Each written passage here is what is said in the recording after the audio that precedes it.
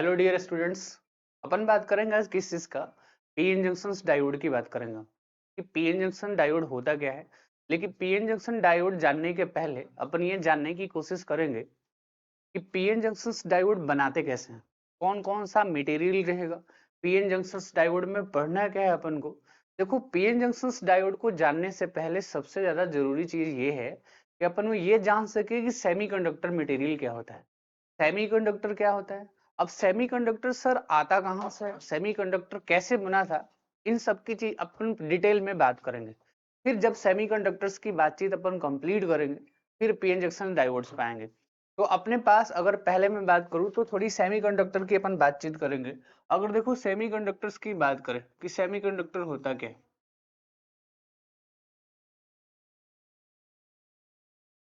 अगर सेमीकंडक्टर मेरे को जानना है तो उसके पहले अपन क्या करेंगे, उस सेमीकंडक्टर को जानने से पहले पहले ये जानते हैं कि सेमीकंडक्टर्स आया क्या, कैसे कैसे सेमीकंडक्टर्स में पढ़ना क्या क्या है हम लोगों को।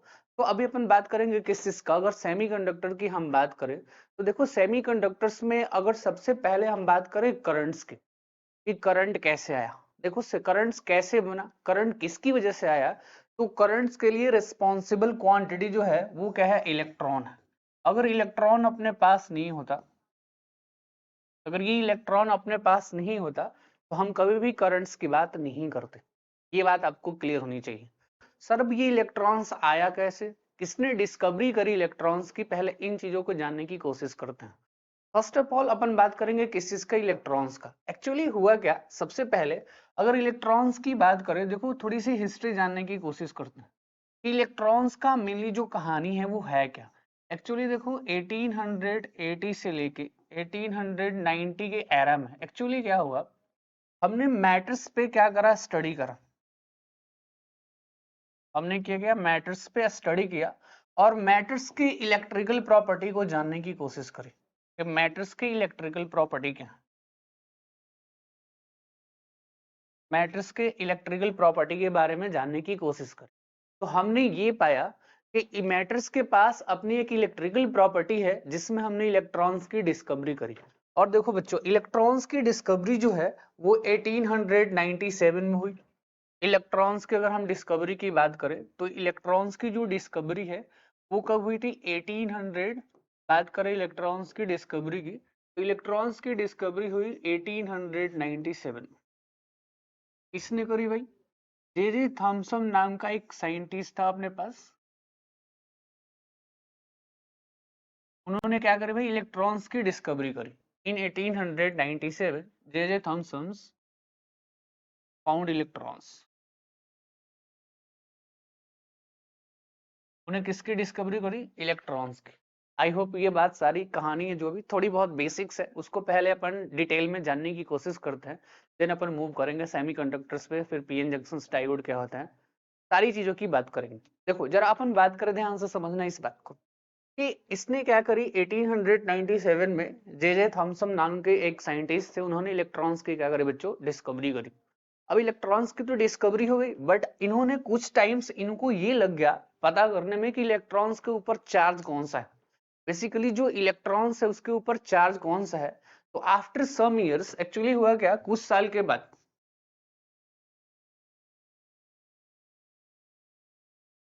After some years he found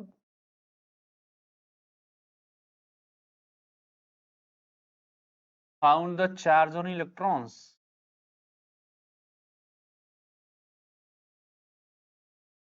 तो क्या देखने को मिला अपने पास, इलेक्ट्रॉन्स के ऊपर कौन सा चार्ज रहेगा बच्चों, इलेक्ट्रॉन हैज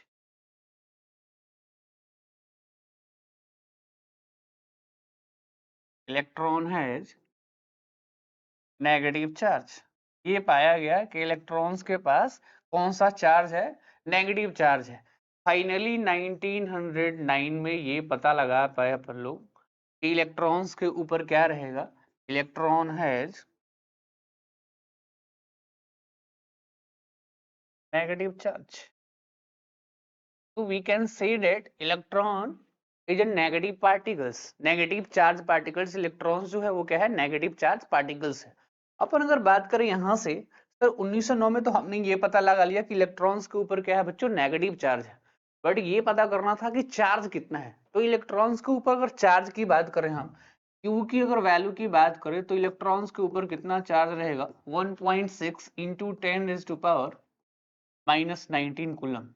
तो यहाँ से एक चीज अपन को क्लियर हो रहा है, जरा आप ध्यान से समझना इस बात को। एक चीज अपन को क्लियर हो रहा है यहाँ से कि अपने को ये पता चल चुका है कि इलेक्ट्रॉन्स के ऊपर चार्ज कौन सा रहेगा, इलेक्ट्रॉन के ऊपर चार्ज नेगेटिव रहेगा, और वो कितना रहेगा, माइनस का 1.6 इंटू 10⁻⁻19 कूलम। आई होप ये बात यहाँ तक आपको अच्छे तरीके से क्लियर होगी। सर दूसरी बात जरा ये बताओ कि आपको यहाँ से एक और चीज बच्चे मिल रहा है, माय डियर स्टूडेंट्स, आपको यहाँ से ये देखने को मिल रहा है कि सर चार्ज की जो यूनिट है, चार्ज की जो यूनिट अपने पास वो क्या है, कूलम्ब है। तो अपने को एक चीज यहां से देखने को मिल गई कि चार्ज जो होगा उसके पास जो यूनिट है, और यूनिट क्या रहेगा बच्चों, यूनिट जो रहेगा चार्ज के पास वो क्या रहेगा, कूलम्ब रहेगा। तो अगर अपन बात करें यूनिट्स के टर्म में, अगर अपन बात करें इस चीज को, तो अपन क्या बोलेंगे, यहाँ अपन साइड में मेंशन करेंगे unit of charge coulomb,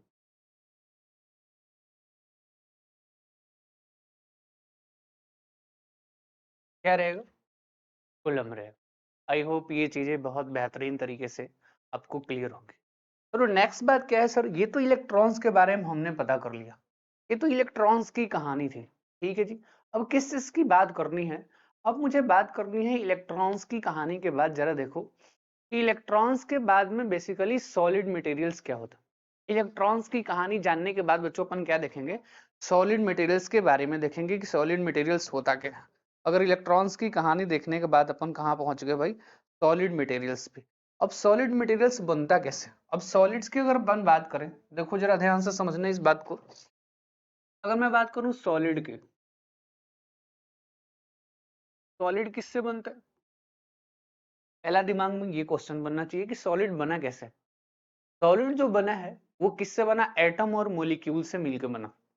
atom और मोलिक्यूल जब पीरियोडिक मैनर में अरेंज होते हैं तो वो क्या कहलाते हैं, सॉलिड मटेरियल्स कहलाते हैं। इस बात का आपको ध्यान रखना है कि सॉलिड बनते कैसे हैं, एटम और मोलिक्यूल से, जब वो पीरियोडिक मैनर में क्या होते हैं, अरेंज होते हैं। तो क्या लिख देंगे अपन, it consist of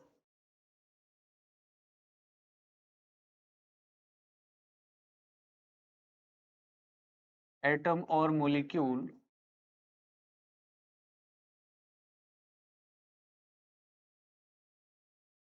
when it is arranged in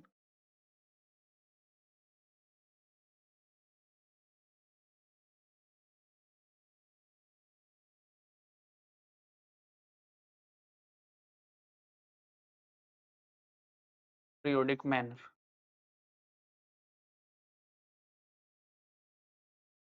किसमें अरेंज होंगे, पीरियोडिक मैनर में अरेंज होंगे, तो वो क्या कहलाएंगे, सॉलिड मटेरियल्स कहलाएंगे। पर सॉलिड मटेरियल अब कितने टाइप्स के होते हैं, कहानी यहां तक पहुंच गई है बच्चों कि सॉलिड मटेरियल जो होगा अब वो कितने टाइप्स का होगा। देखो मेनली जो सॉलिड मटेरियल्स होता है वो 3 टाइप्स के होते हैं। अच्छा सर ये एक चीज यहाँ पे आपने लिखा है कि पीरियोडिक मैनर में, अगर पीरियोडिक मैनर में अरेंज नहीं हुए तो सर पीरियोडिक मैनर का मतलब क्या है, ये भी जानने की कोशिश करते हैं कि पीरियोडिक मैनर का मतलब क्या है। सर एक बात ध्यान से सुनो आप, एक चीज जरा आप ध्यान से समझना इस बात को। सपोज अपने पास क्या है, को जानने की कोशिश कर लेते हैं एक बारी। सपोज वी हैव स्ट्रक्चर जो क्या है, जरा ध्यान से समझना, कुछ चीजें क्या है इस तरीके से अरेंज्ड,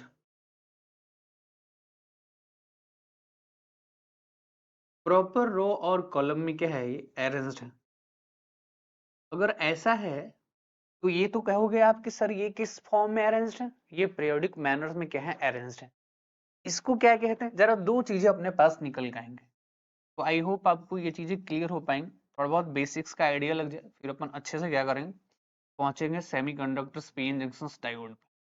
तो लाइक क्या है, ये क्या है जो पीरियोडिक मैनर्स में अरेंज नहीं है, मतलब ये जैसे तैसे पड़े हुए हैं।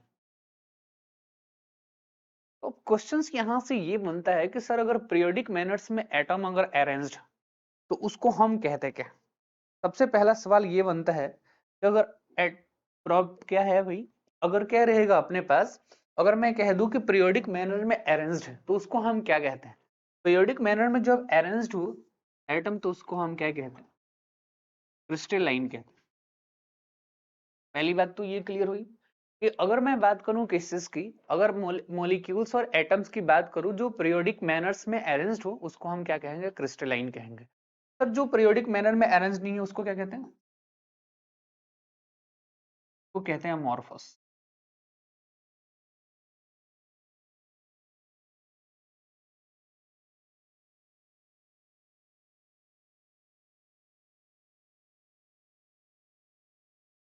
वो क्या कहेंगे? अमॉर्फस कहेंगे। ये बात आपको आई होप क्लियर होना चाहिए। अब देखो बात आ गई सॉलिड मटेरियल्स की। मेनली सॉलिड मटेरियल्स बच्चों जो होंगे वो 3 टाइप्स के होंगे। सर कौन कौन सा? चलो बात करते हैं सॉलिड मटेरियल्स की। अगर हम बात करें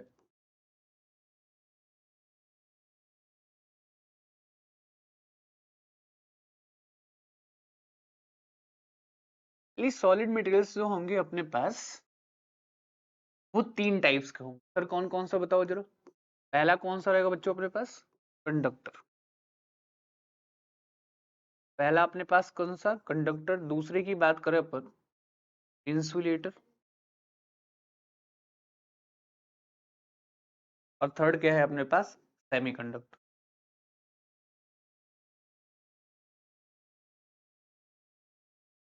तीसरा कौन सा है? सेमीकंडक्टर। सॉलिड मटेरियल कितने टाइप्स के देखने को मिले अपने को? 3 टाइप्स के। कंडक्टर, इंसुलेटर और सेमीकंडक्टर। अपन बात थोड़ा सा आइडिया बेसिक का बिल्कुल आइडिया होना जरूरी है। सर कंडक्टर क्या है और इंसुलेटर क्या है, और अगर मैं बात करूंगा बारी बारी से कि सेमीकंडक्टर्स क्या है, तब अपन देखो अब सेमीकंडक्टर तक बहुत आसानी से पहुंच पा रहे हैं। अगर सेमीकंडक्टर्स का बेसिक्स पता होगा तो आगे की जो चीजें हैं वो बहुत आसान हो जाएंगी हमारे लिए। तो अपन किस चीज की बात करेंगे अभी? सबसे पहले थोड़ा सा जानते हैं कि कंडक्टर क्या होता है सर। अगर अपन कंडक्टर के बारे में जानने की कोशिश करें, इसको हिंदी में हम क्या कहते हैं? चालक भी कहते हैं। अब कंडक्टर होता क्या है अगर इसको जानने की कोशिश करें? सबसे पहले व्हाट इज कंडक्टर? तो आप प्रैक्टिकल्स लाइफ में बहुत सारे एग्जांपल्स देखे होंगे। कई बार अपन क्या करते हैं, जो घर में बोर्ड्स होते हैं, सॉकेट्स जो होते हैं जिसमें मोबाइल फोन को चार्ज करते हैं, है ना, उसमें क्या होता है कई बार कि हम अपने बेड पे उस केबल को, उस मोबाइल फोन्स को बहुत ही इजीली तरीके से चार्ज करने के लिए क्या करते हैं हम, जो अपने पास सॉकेट्स होते हैं या मार्केट में एक्सटेंशन बोर्ड मिलते हैं, उस स्विच बोर्ड में हम कनेक्ट करते हैं और वहां से सप्लाई बेड तक पहुंचा लेते हैं। तो उसमें हो क्या रहा है बेसिकली, जिस वायर से, देखो जरा ध्यान से समझना, जिस वायर से क्या हो रहा है बेसिकली, जिस वायर से सप्लाई को एक जगह से दूसरे जगह तक हम पहुंचा रहे हैं, वो क्या है? वो मीडियम क्या है हमारे पास? कंडक्टर है। अपने पास अगर कंडक्टर को डिफाइन करना हो तो कंडक्टर को डिफाइन क्या करेंगे? सर कंडक्टर एक ऐसा मटेरियल है जो क्या करेगा, जो चार्ज को एक जगह से दूसरी जगह ले जाने में हेल्प करेगा। या एक ऐसा कह सकते हैं हम कि conductor is that material which allow the flow of electric current. जो इलेक्ट्रिक करंट के फ्लो को क्या कर रहा हो, अलाउ कर रहा हो, वैसे मटेरियल को हम क्या कहते हैं बच्चे? वैसे मटेरियल्स को हम क्या कहेंगे? कंडक्टर्स कहेंगे। तो सबसे पहले अगर कंडक्टर को डिफाइन करने की कोशिश करा जाए तो क्या बोला जाएगा?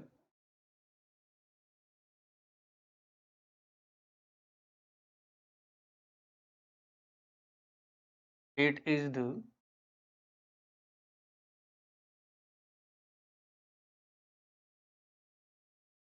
Property of material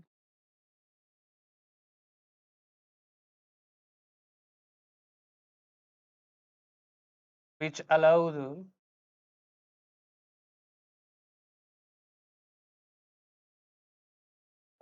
flow of which allow the flow of current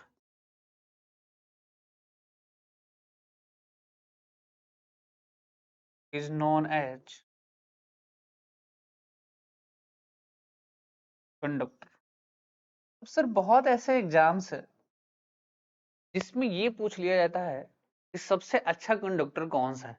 तो मैं आपको एक सीक्वेंस प्रोवाइड करके दे रहा हूँ, डिक्रीजिंग ऑर्डर में आपको कंडक्टिविटी के बिहाफ पे दे रहा हूँ, जो आपको समझने के लिए क्या रहेगा? फायदेमंद रहेगा। और आप इस सारे मटेरियल से क्या हो, पहले से ही क्या हो, सारे मटेरियल से आप सारे मटेरियल्स का नाम पहले से ऑलरेडी सुन चुके हो। अगर एग्जांपल्स की बात करें हम, तो सबसे पहला जो एग्जांपल आएगा सिल्वर का आएगा। सिल्वर क्या है? सबसे अच्छा क्या है? कंडक्टर है। उसके बाद अगर हम बात करें सिल्वर के बाद अगर हम बात करें तो किस चीज की बात करेंगे बच्चों, कॉपर की बात करेंगे। देन अपने पास क्या आएगा, एल्यूमिनियम आएगा। अपने पास क्या आएगा, एल्यूमिनियम आएगा। ये क्या है बच्चों, ये सीक्वेंस में लिखा गया है, ये कंडक्टिविटी के बिहाफ से लिखा गया है। अब सर एक नया टर्म आ गया कि कंडक्टिविटी क्या होता है, जरा ध्यान से समझने की कोशिश करो।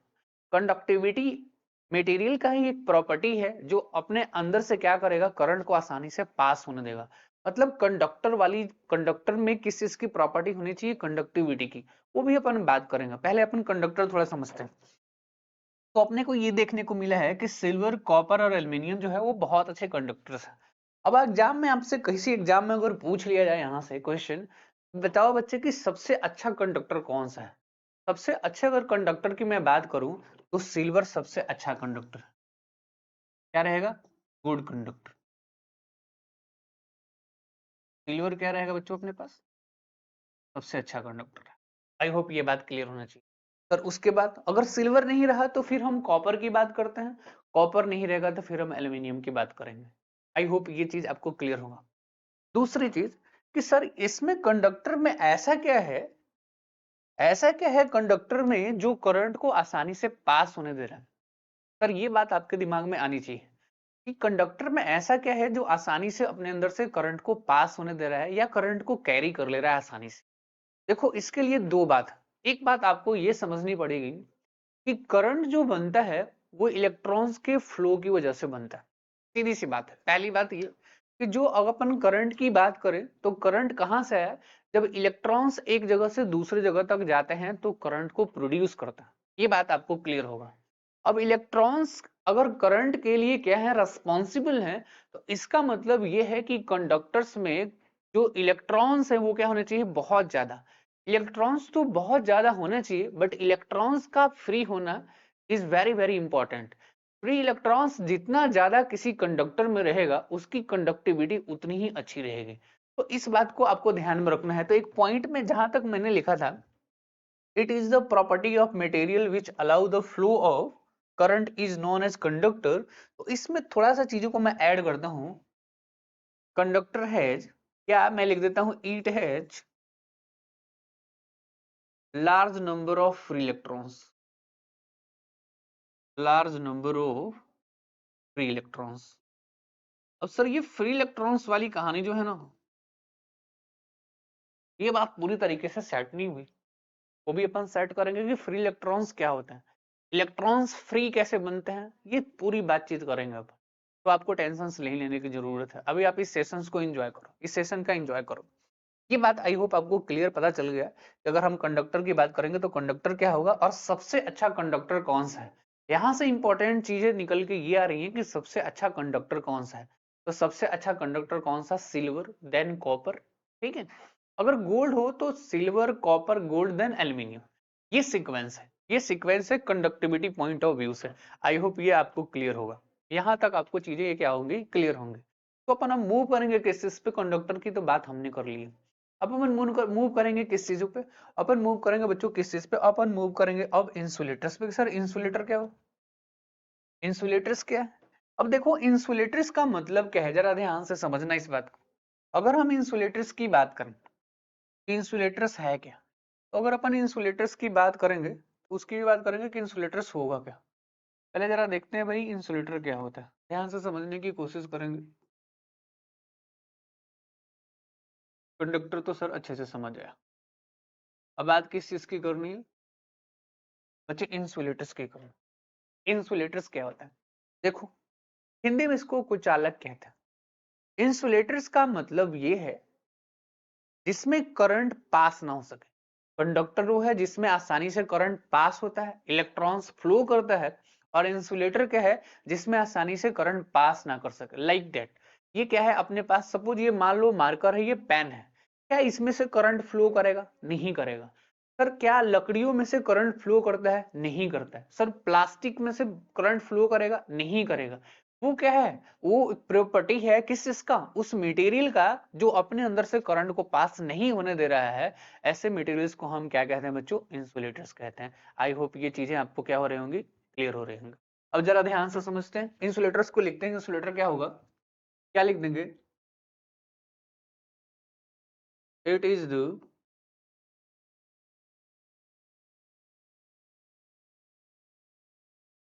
property of material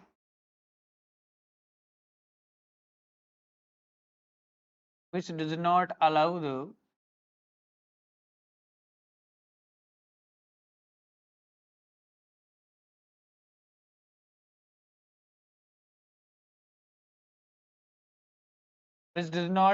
the flow of current, right? अपन बात करें तो अपन को क्या देखने को मिल गया, अपन को ये देखने को मिला है कि इंसुलेटर्स क्या रहेंगे, इंसुलेटर्स वो होगा, वो कंडक्टर का, वो कह लो प्रॉपर्टी है मटेरियल का, जो क्या कर रहा है, करंट को पास नहीं होने दे रहा है। सर क्यों नहीं होने दे रहा है, करंट को पास इसलिए नहीं होने दे रहा है क्योंकि इसके पास नंबर ऑफ फ्री इलेक्ट्रॉन्स क्या है, नंबर ऑफ फ्री इलेक्ट्रॉन्स कम है। देखो करंट कंडक्शंस के लिए इस बात का पूरा पूरा आपको ध्यान रहे कि सर करंट की अगर बात करेंगे हम, करंट की फ्लो की बात करेंगे तो पिक्चर्स में फ्री इलेक्ट्रॉन्स तो घूम के आएगा, अगर फ्री इलेक्ट्रॉन्स नहीं तो करंट का फ्लो नहीं, सीधी सी बात ये है। तो अगर अपने पास फ्री इलेक्ट्रॉन्स नहीं होंगे, देखो फ्री कहने का मतलब क्या है कि जो इलेक्ट्रॉन्स क्या है न्यूक्लियस की पकड़ के बाहर है। जैसे एग्जांपल ध्यान से समझना, जैसे मान लो कि मैं आपको क्लासरूम में बैठा के पढ़ा रहा हूं, ध्यान से समझना इस बात को। जैसे 10 लोग क्लास लोग 50-100 लोग क्लासरूम में बैठे हुए हैं, अब मैं कह रहा हूं कि आपको बिना मेरे परमिशन के क्लास के बाहर नहीं जाना है। इसका मतलब क्या है कि आपका मूवमेंट जो है वो बाउंड मूवमेंट है। बच्चों आपका मूवमेंट जो है वो क्या है, बाउंड है, मतलब मेरे अकॉर्डिंग आपका मूवमेंट है। अगर आप मेरी बात को नहीं मानो या इन केस आप क्लास से बाहर निकल गए, तो आप क्लास से बाहर निकलते ही आपका मूवमेंट कैसा हो गया, फ्री हो गया। आप जहां मर्जी होगा जाओगे, आप पार्क जाओगे, आप सिनेमा जाओगे, आप क्रिकेट मैच देखोगे, व्हाटएवर आप कुछ भी करोगे, मतलब आपका मूवमेंट क्या हो गया, आप क्या हो गए, फ्री हो गए। तो इसका मतलब ये समझो, फ्री इलेक्ट्रॉन्स का मतलब ये है कि जो न्यूक्लियस के पकड़ से क्या हो जाए, आजाद हो जाए, जो न्यूक्लियस के पकड़ से आजाद हो जाए उसको हम क्या कहेंगे, फ्री इलेक्ट्रॉन्स कहेंगे। आई होप ये आपको बहुत ही सही तरीके से क्लियर हो रहा होगा। वन थिंग इज दैट आपके दिमाग में ये बात बिल्कुल सेट होना चाहिए कि करंट के फ्लो के लिए इलेक्ट्रॉन्स का होना जरूरी है, और इलेक्ट्रॉन्स के साथ साथ में फ्री इलेक्ट्रॉन्स का होना बेहद जरूरी है। अगर फ्री इलेक्ट्रॉन्स नहीं रहा तब कहीं भी करंट हम फ्लो नहीं करवा सकते। अगर इंसुलेटर्स में जरा ध्यान दो कि करंट फ्लो नहीं कर रहा है, तो उसका कारण क्या है, बिकॉज इसके पास फ्री इलेक्ट्रॉन्स का नंबर क्या है, बहुत ही कम है, क्या कह दो, नेग्लिजिबल है, ना के बराबर है। तो हम क्या कह देंगे, यहाँ की आगे लिख देंगे which does not allow the flow of current because it has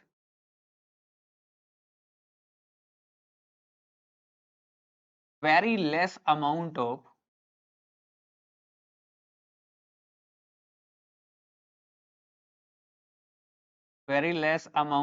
free electrons. I hope ये चीजें आपको बहुत ही शानदार तरीके से क्लियर हो रही होंगी, आप सेशंस को एंजॉय कर रहे होंगे। दूसरी बात सर, जरा एग्जांपल्स भी लिखवाओ कि सर इसके जरा एग्जाम्पल भी बताओ, आपकी कौन कौन से एग्जाम्पल्स हैं। तो आप इतने समझदार हो कि आप बड़े आसानी से इसके क्या कर सकते हो, बहुत ही समझदारी से इसके एग्जाम्पल्स बता सकते हो।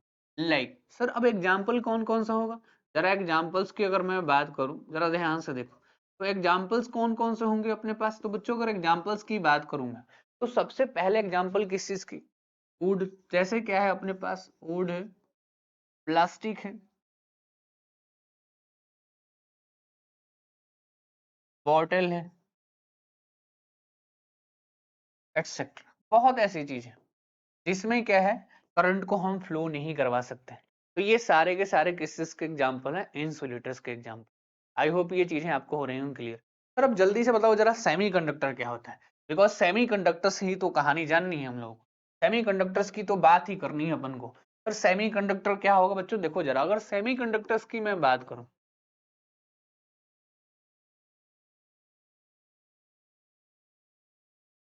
देखो एक वर्ड आ रहा है सेमीकंडक्टर। सेमी का मतलब होता है आधा, सर सेमी का मतलब होता है आधा, और कंडक्टर का मतलब तो चालक है। आपको पता है कंडक्टर क्या है, जिस मटेरियल में, जरा ध्यान से समझना इस बात को, सेमीकंडक्टर एक ऐसा मटेरियल है बच्चों जिसमें क्या होगा, कंडक्टर की भी थोड़ी प्रॉपर्टी रहेगी और आधी प्रॉपर्टी इंसुलेटर्स की भी रहेगी। तो हम क्या कह दें, हम ये कह दें जैसे तो बेटा ध्यान से समझना, semiconductor are those materials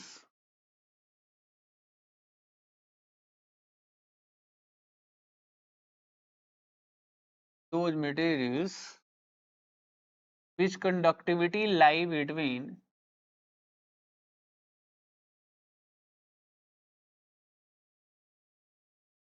conductivity lie between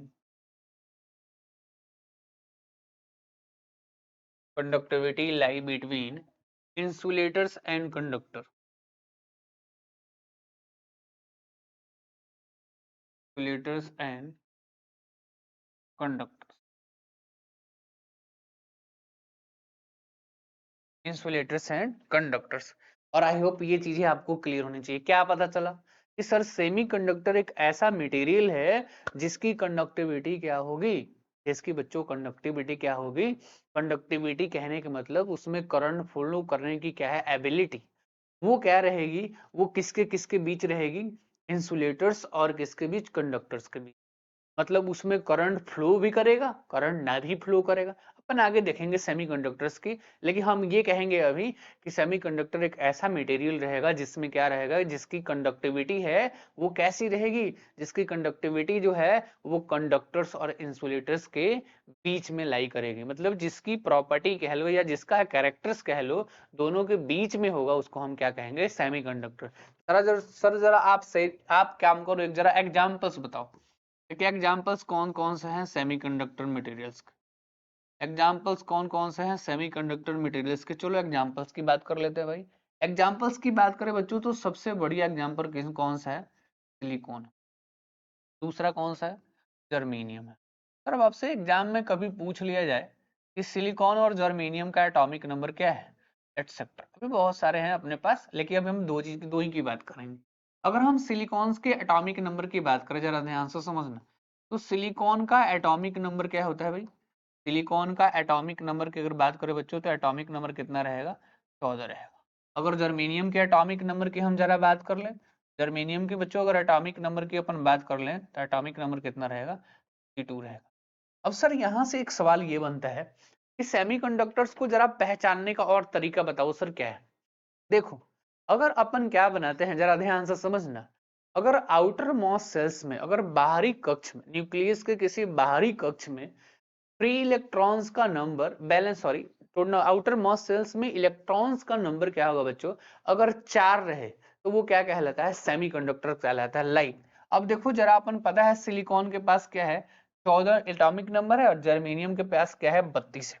आपको पता है कि सर अगर हम इसका क्या बताएं, इलेक्ट्रॉनिक कॉन्फ़िगरेशन बनाए, जरा ध्यान से देखो, तो ये अपने पास क्या है, न्यूक्लियस है, ये के सेल है, एल है और एम है।